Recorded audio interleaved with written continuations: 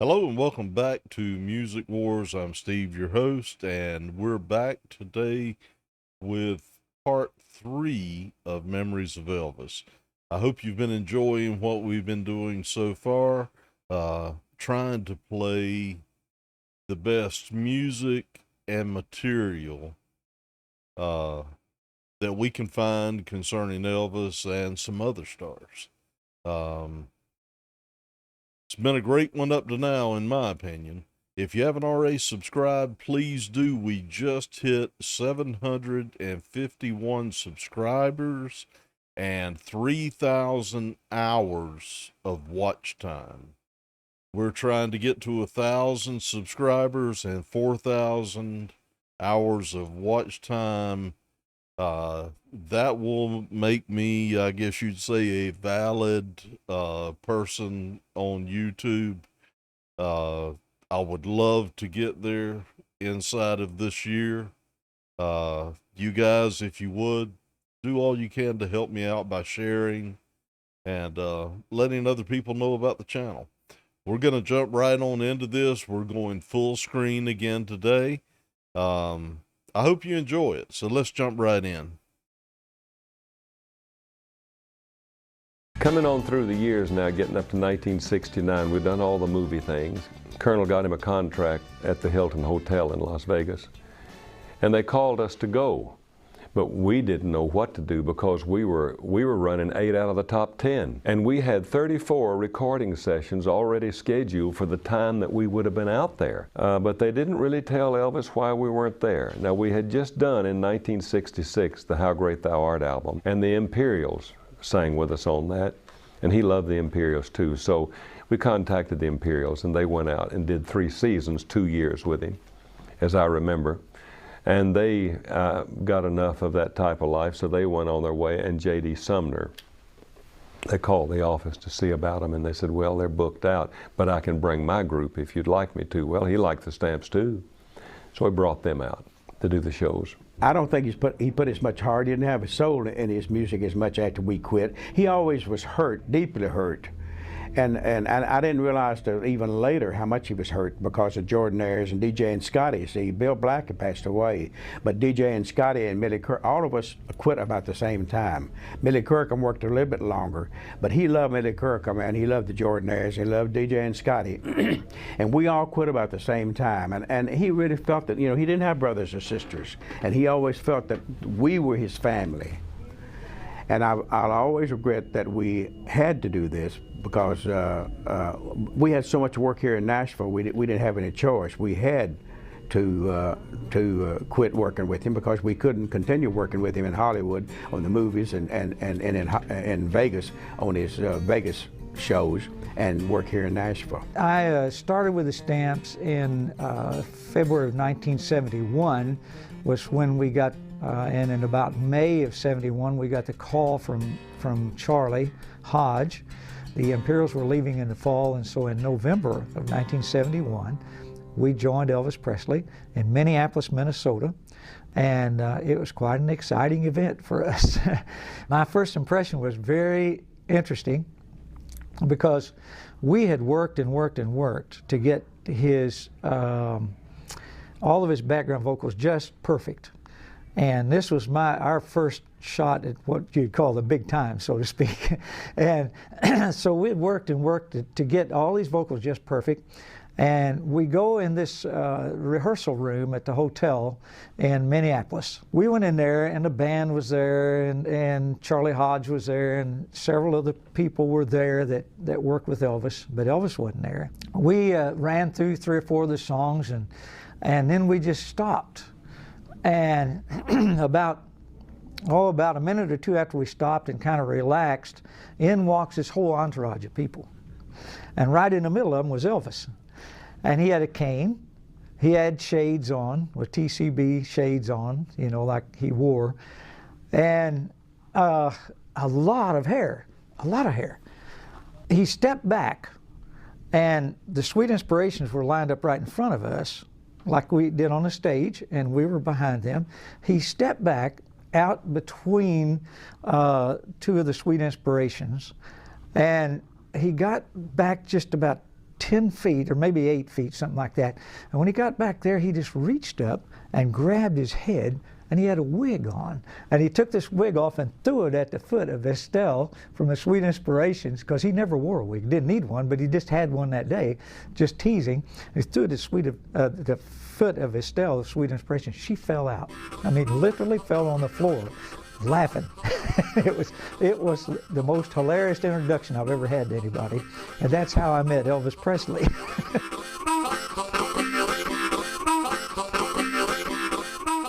Hunk of Burning Love is one of the songs that Elvis came up with on the first recording session that we did with him. And I wasn't used to working with him in the studio yet, so I didn't quite know how to act. So before we recorded, Charlie Hodge, who was his right-hand man, came to us and he said, guys, he said, when Elvis records, he likes to do what he likes to do. And he said, if he points at you, he wants you to do something musically to impress him. He said that's what he usually, if he points at Burton or if he points at Glenn Hardin or somebody, he wants them to do something, you know, a little something extra. So we were singing Hunk of Burning Love. We was doing the ending, and he's going, ah, ah, ah, ah, you know, Hunk of Burning Love. He's doing hunk of burning love, hunk of burning love. And he pointed at me. And I didn't know what to do. I was petrified. And so when he pointed at me, he acted like he went kind of like this, and I thought, well, he wants me to sing something high. So I just screamed real high. I tried to do it on pitch, of course, but I screamed real high. He said, that's it, that's it. So for the next 3 hours, we went through that song and did that ending over and over and over until we got it just like he wanted it. And I was hoarse when I got done. And it all happened in the studio at RCA Victor in Hollywood, California.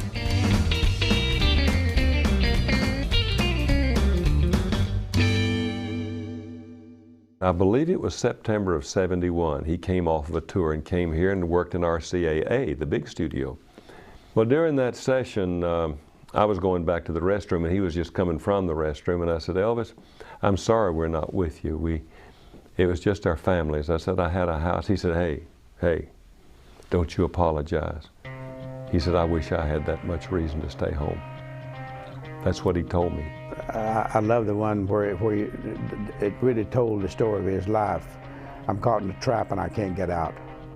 Because Elvis was really caught in a trap and he couldn't get out. I don't think the public knew that, but he was caught in a trap with the Colonel, and he couldn't get out of that. And he could have, if he'd just been mean. Elvis was not mean-natured. He just wouldn't stand on his feet and demand what he wanted and what way it should have been.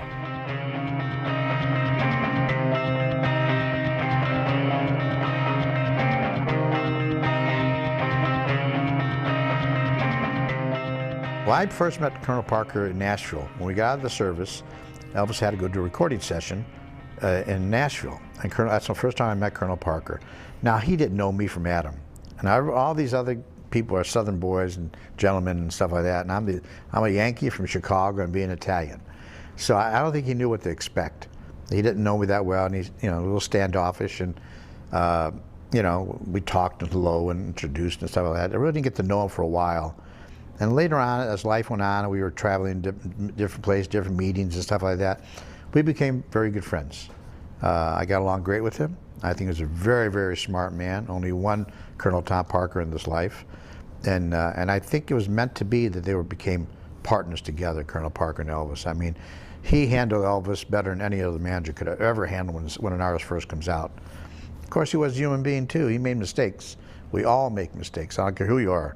President of the United States makes mistakes. So people have to realize that. But newspapers and writers have a tendency to focus on the mistake and not all the good parts, because people like to hear that stuff. But people say to me, wasn't he a tough person? Yeah, he was very tough.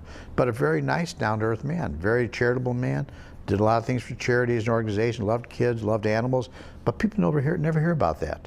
So I got along great with him. Him and I became very, very good friends. We worked with the Colonel long before we ever met Elvis. We worked with Eddie Arnold, and the Colonel was Eddie Arnold's manager. The Colonel was a good friend of mine.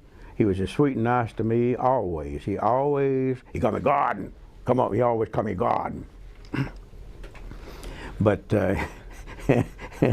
he was always nice to me. But there wasn't any love between he and Elvis, and I always regretted the fact that, you know, had there just been a little love between the two of them, the situation might have been different. Number one, Elvis never did anything he did not want to do. If he didn't want to go on the road, he didn't go on the road. It makes me very sad that there are people who try to make Elvis a weakling, that Colonel controlled, and there could be nothing farther from the truth. Elvis was his own person. And Colonel's job was to make what Elvis wanted happen. And that's what he tried to do. They were a partnership. And there was a very definite line in their work. Colonel took care of the business. Elvis took care of the creative part. Elvis was not interested in the business end.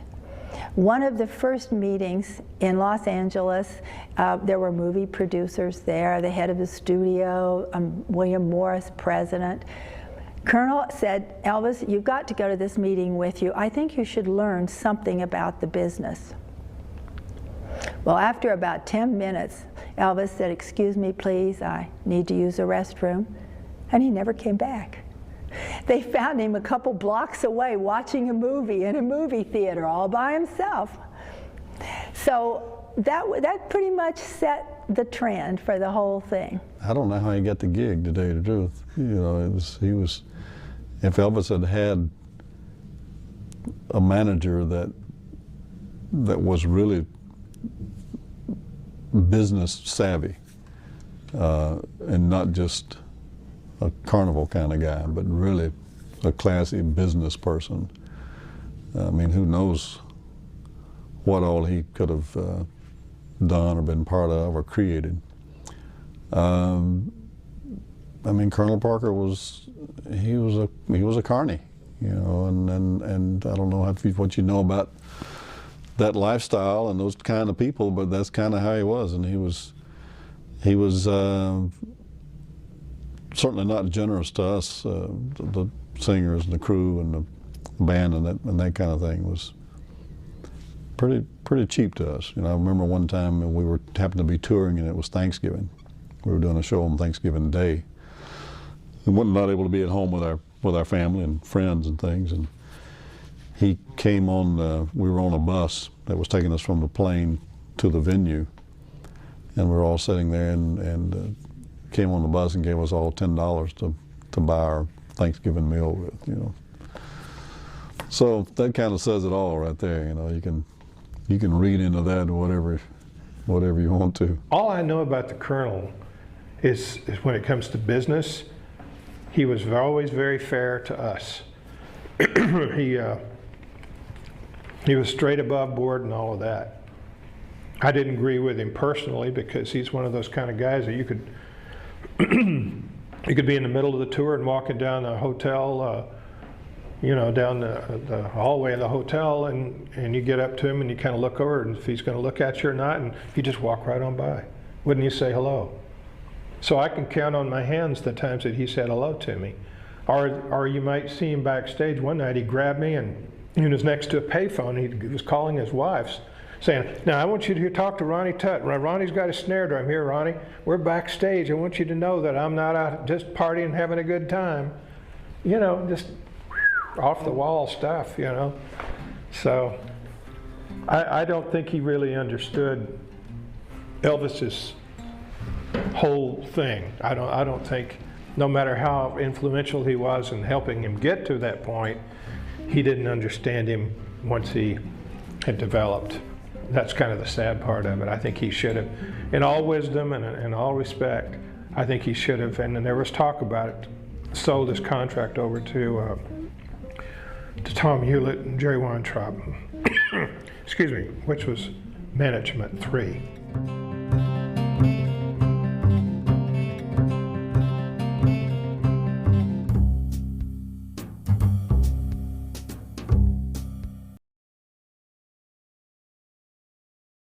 That was part 3. I hope you enjoyed that today. We will be back again in our next episode with part 4.